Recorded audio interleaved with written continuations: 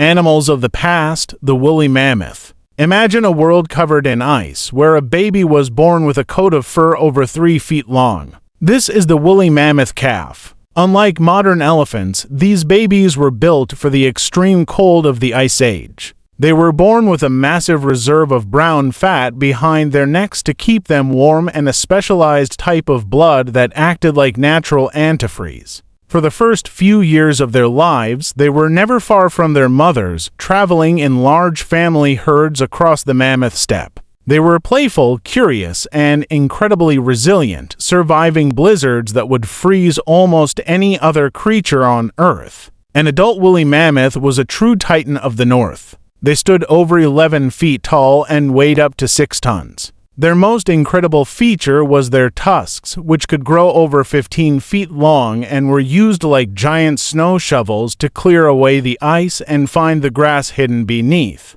These giants were the engineers of their ecosystem, trampling the ground and keeping the grasslands healthy. But as the world began to warm, their icy kingdoms started to melt. The massive herds began to shrink, and these giants were forced into smaller and smaller pockets of land, struggling to adapt to a world that was becoming too hot for their heavy fur coats. The most shocking fact about the woolly mammoth is how recently they disappeared. While most went extinct 10,000 years ago, a small group survived on Wrangel Island until just 4,000 years ago. This means that while the ancient Egyptians were building the Great Pyramids, woolly mammoths were still walking the earth. They were the very last of their kind, isolated and alone. Today, because we have found perfectly preserved mammoths frozen in the Siberian permafrost, scientists are working on a project to de-extinct them. They want to bring the mammoth back to the Arctic to help fight climate change.